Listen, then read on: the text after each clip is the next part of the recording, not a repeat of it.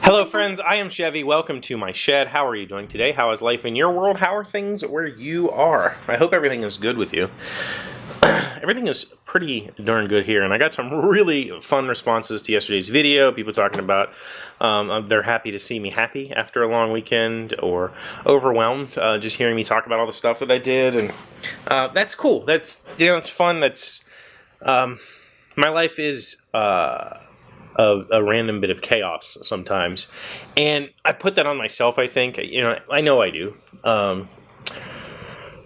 If you read the blog post that I put up on the Pepahana blog this weekend, you would see that I talked about active procrastination, and I believe we've covered that on the show before. I'm not positive. 2.5 years of doing this and everything kind of blurs, but pretty sure I've discussed how I am a procrastinator, and I know that about myself, and I don't like it, but it's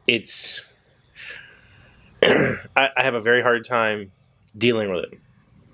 I've tried meditation, medication, all kinds of stuff, and I still procrastinate. And so the way that I've figured out how to not procrastinate is to just do too much, or to think I'm doing too much, take on too much, and then at least something gets done. And so the trick is that I take on way more stuff than I can do, and then whatever I need to get done the most, I kind of focus on the least, and then my brain says, well, let's work on that. That's how procrastinators' brains work. I can't explain it, it just works. So this weekend I actually wrote the article about active procrastination because there was this part of the Pepahana software that I just couldn't wrap my head around how I was going to make it work. Essentially, you have projects and you have tasks, and they're kind of the same thing, except that projects are the top level and tasks are assigned to projects. And so in the coding world, I want to say it's as simple as copy and paste, but it's not. And there's a couple of good reasons for that. The model looks extremely familiar. Projects have a title and a description and notes and that sort of thing. So do tasks, but tasks also have to be attached to something. And so there has to be that extra step. And I can't just reuse all of the project view stuff. So say I want to look at a project, I click on it, I look at it, there's the project stuff, right? On that page there needs to be the list of tasks that are assigned to that project. Well, what happens when I click on one of those tasks?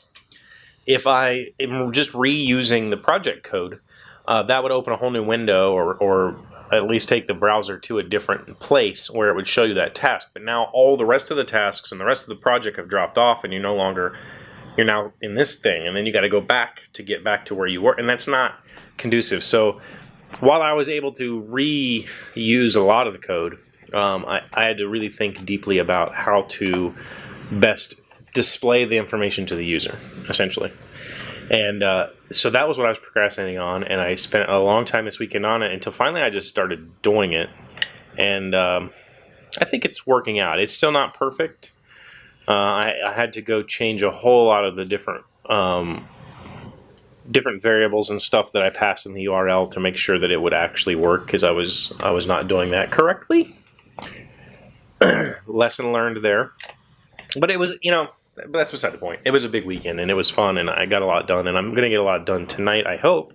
I don't have any furniture in my living room, and a friend at work has graciously offered to give me 2 recliners that he has in his spare room, and I need to go get them. I'm hoping to do that tonight, because I would like to be able to have a place to sit in my living room.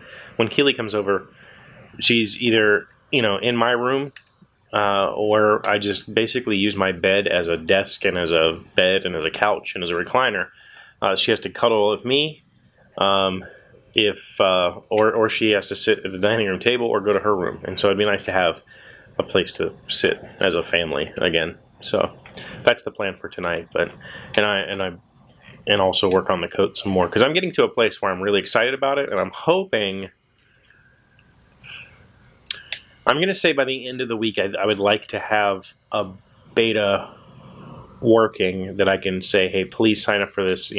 I will tweet out links and Facebook links out. So if you're interested in trying the software or helping me test it, or even if you're not interested in that, if you're just interested in logging in and reading everything and telling me where I made mistakes, like grammar mistakes and that sort of stuff, pay attention to my Twitter, pay attention to my Facebook, and maybe even my Instagram. I'm not sure if I'll put it on there, but I'll be asking for people to test the software soonish, I think.